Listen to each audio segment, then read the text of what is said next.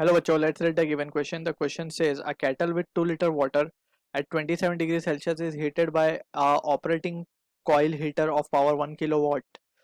The heat is lost to the atmosphere at a constant rate of 160 joule per second when its lid is open.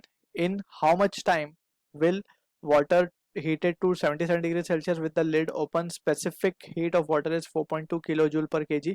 Option A given है 8 minute 20 second. Option B given है 6 minute 2 second. Option C is 14 minute. Option D is 7 minute. ठीक है. So in this question we know कि जब भी किसी object को हम हीट करते हैं तो basically we can write that heat supplied is given by mc delta T. ठीक है, यहाँ पे q क्या है, it is a heat supplied और टेकन आउट. ठीक, और m क्या है, mass of the substance, and c is a specific heat of that substance, and delta T is a change in temperature.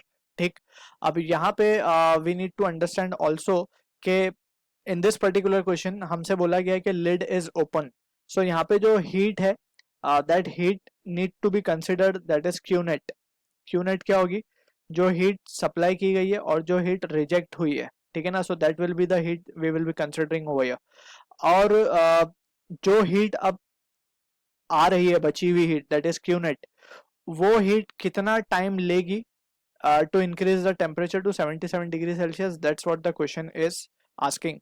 So we can begin with the part. So this is the general thing we need to understand over here. अब यहाँ से we can say now Q net को अगर हम पहले निकाल लें, so Q net क्या आएगा हमारा, Q net will be equals to what, Q supplied minus Q rejected. So heat supplied कितनी है हमें, it is 1 joule per second.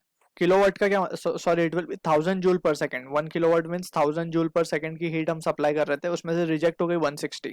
So 1000 minus 160 and that will be equals to कितना आ जाएगा, 840 joules per second की heat हमें मिल रही है एक्चुअली में.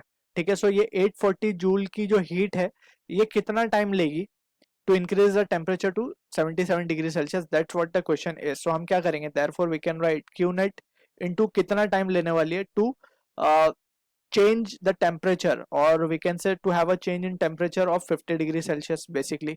That's what the question. So we can say from here T की वैल्यू क्या आ जाएगी हमारे पास, मास हमें गिवन है, वाटर का मास हमें नहीं गिवन है, volume is been given. So हम क्या लिख सकते हैं, मास को डेंसिटी इंटू वॉल्यूम इंटू सी,